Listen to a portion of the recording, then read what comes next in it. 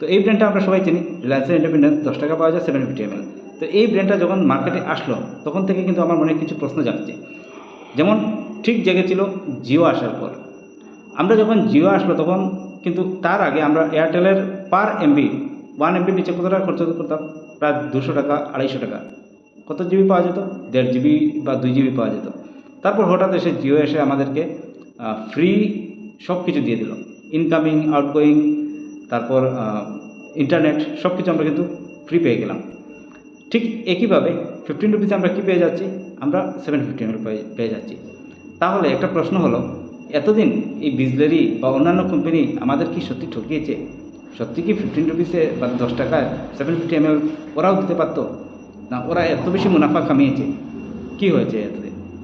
আর যদি 750 ml 10 টাকায় possible হয়, তাহলে ওরা এতদিন কেন দিল না? আমরা কি এত টাকা খেলাম ওদের কাছ থেকে? যেভাবে এয়ারটেল আমাদের ঠকিয়েছিল ঠিক সেইভাবে।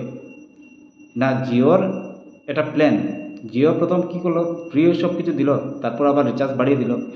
কত করলো? 300 রুপিস এখন পার মান্থ দিতে হয়। প্রায় 3 মাসের প্যাক আমাদের প্রায় 1000 রুপিস দিতে হয়। তাও জিওর যে সার্ভার বা জিওর যে নেটওয়ার্ক, করুণ অবস্থা। 5G তো আমার এরকম করতে আমার মাথা ঘুরে যায়, বাফারিং, কিন্তু জিওর বাফারিং শেষ হয় না। তো সেই ধরনের কী প্ল্যান হতে চলছে, নাকি কী হতে চলছে এই মানে বিসলেরি মার্কেটে বা মিনারেল ওয়াটার মার্কেটে, সেই প্রশ্নগুলো আমার মনে যাচ্ছে।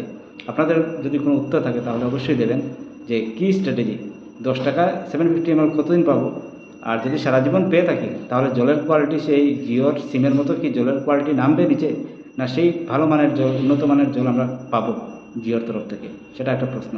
আপনার যদি হয় জানা থাকে তাহলে আমাকে উত্তরটা দেবেন। ধন্যবাদ।